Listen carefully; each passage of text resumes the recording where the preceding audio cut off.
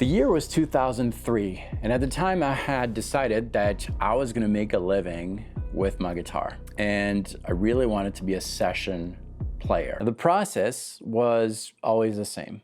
I'd go to the studio in person, introduce myself, and say, hey, I'm a professional guitar player looking for work. Do you have anything? And they usually did have an opening for an in-house guitar player. We do have a job. So at that point, I give my name, my contact info, and we schedule an audition. The audition process was, again, very standard back in the days. You would show up at your assigned time. The studio engineer would play a track. Typically, it was a track that they were working on at the time.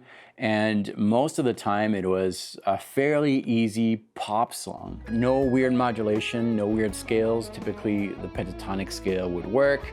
And so I'd listen and just kind of jam along and improvise and hope to get the job. I never got one of those jobs. I'm sorry. The position you auditioned for has just been filled. But you know who did? Richard. Yeah, that guy got all the recording gigs. Now, I didn't know Richard, but I always heard of him. See, I got into the habit of calling back those recording studios after my audition and just follow up. Ask him, hey, did you make a decision? The answer was pretty much always the same. We liked you a lot. I'm so sorry. We gave the job to this other guy, Richard. Richard. No, Richard. Ugh. Yeah, the guy was a legend in the town of St. Des Moines. He was all over the place, and I was mad about it. I mean, surely there was enough room in the town for 2 guitar players. Apparently not. This Richard guy clearly had something I didn't. So I put together a massive guitar practice plan. Every day I followed the same exact regimen. 9 to 10, stretches. 10 to 12, speed development. Noon, quick healthy lunch. 1 to 3, strength building and stamina. 3 to 6, improv.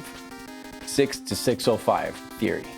And I'd do that every single day. This was guitar boot camp. I was at war. I needed to succeed. And I kept at it for 7 months straight. I was gonna make it. This is gonna be different. So I picked up the phone and called the first recording studio in the phone book. Yeah, hi, my name's David and I'm a pro player. I was wondering if you had any work. They did. And they scheduled my audition for the next day at 2 p.m. I was super confident. I walk into the recording studio the next day. The receptionist tells me to take a seat. Oh, hi. Take a seat. We'll just be a few minutes, okay? There's someone else in the room with a guitar. Did they schedule 2 people at once? The guy doesn't look too threatening. I'll be okay. And then a guy comes out of the recording booth. It's the engineer. Looks at his sheet. Richard? My face drops. Was that the Richard? Excuse my French, but oh putain. The engineer and Richard walk into the next room. I hear the track come on and Richard starts playing. Nothing fast or fancy. I recognize the licks, pretty much pentatonic stuff, but something sounded different. It sounded perfect. It sounded fully in control. Curiosity got the best out of me. Now, surely Richard is using a pedal, a special type of effect that I wasn't aware of, and that's why he sounded so good. So I got out of my chair, went to the door, and peeked. My jaw dropped. Richard had his guitar plugged straight into the amp. There's no effects, no pedals. How could this guy play that way without any compressor or noise gate? It just sounded so clean, so in control. And that's when I saw it. Something about his left hand fingers. The way he was holding the neck was very unconventional. Richard's fingers were flat against the fretboard. And I mean, flat like a pancake. Well, needless to say, I did not get the gig, but I did get Richard's phone number. And I called him up the next day. I said, hey man, I'm a fellow guitar player and truth is, I really admire you. You're awesome. I would love to take some lessons with you. Turns out Richard was a super cool guy, super humble, really nice. We're still friends today. And I'll never forget that first lesson. I asked him, Richard, how do you play so clean? I will never forget what Richard did next. He grabbed the marker and started coloring his fingertips.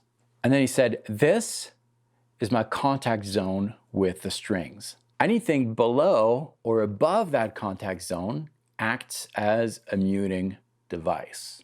Say I'm playing something on the 5th string. This below area is slightly touching the 4th string so that it doesn't ring out. And the area above the contact zone is slightly touching the 6th string so that it doesn't ring out. And that's why whenever I play, my fingers are flat against the fretboard. I had never heard that before. This was a true revelation. All those years, I thought I was supposed to have my fingers straight against the fretboard. That's what my first guitar teacher had told me. And it makes sense because when you play classical guitar, you don't have to worry so much about string noises. It's not amplified. Man, I had been playing guitar wrong all these years. I had no idea, and this really changed everything. My playing became so clean. All of this because of this slight shift in my fingers. I'm not gonna lie, it took a little while for me to get used to this new way of holding my guitar and placing my fingers. But eventually, my playing got so much cleaner and I started getting callbacks from recording studios. Not only that, but people started recognizing that difference in my playing. My simple licks sounded so much better. But there's one other thing that I noticed when I started playing with my fingers flat against the fretboard, and that one really came as a surprise. Click here, and I'll tell you all about it in this video.